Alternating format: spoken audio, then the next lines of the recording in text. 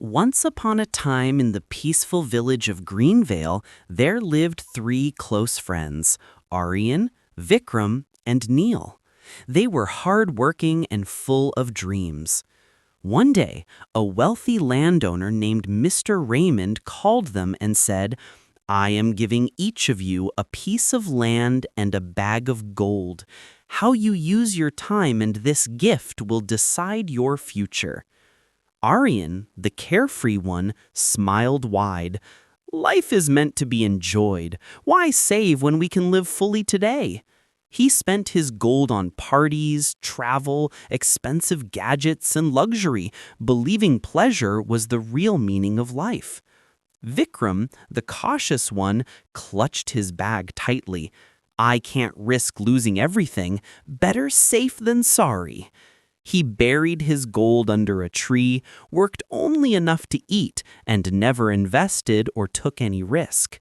Neil, the quiet one, sat under an old oak tree and whispered a prayer. "Lord, show me how to use this blessing wisely, so it helps not just me, but many." He carefully bought tools, seeds, and started small projects. Every week he set aside a portion to help the poor in the village.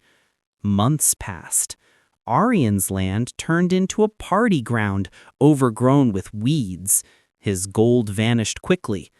Vikram's land stayed empty and barren. His fear kept him stuck. Neil worked from dawn to dusk. He studied the soil, hired helpers fairly, kept every record, and shared his harvest with those in need. Slowly, his fields turned golden, his business grew, and people respected him deeply. One evening, the three friends met by the river. Aryan laughed. "I lived like a king while it lasted. That's what money is for, right?" Vikram sighed. "At least I still have my gold buried safely, even if I have nothing to show." Neil looked at them calmly and said, "Aryan, pleasure feels good today, but it doesn't build tomorrow." Vikram, keeping gold safe is wise, but never using it creates nothing.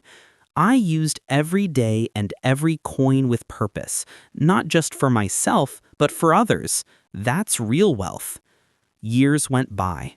Aryan lost everything and had to work for others. Vikram dug up his gold, still the same amount, but now it felt worthless because time had passed. Neil's land flourished. He built schools, helped the poor, and became a pillar of the village, still humble, still praying every morning. When Mr. Raymond returned, he walked through their lands. He smiled at Neil and said, "You understood. You multiplied what was given not just for yourself, but for everyone. That is true wisdom." To Aryan and Vikram, he said softly, "One chased pleasure and lost the future. The other feared risk and lost the present. Time and money, when used wisely, grow into blessings. When wasted or hidden, they only bring regret." So friends, remember, your time and money are gifts. Spend wisely, invest bravely, and help generously. That is the real way to build a life that lasts.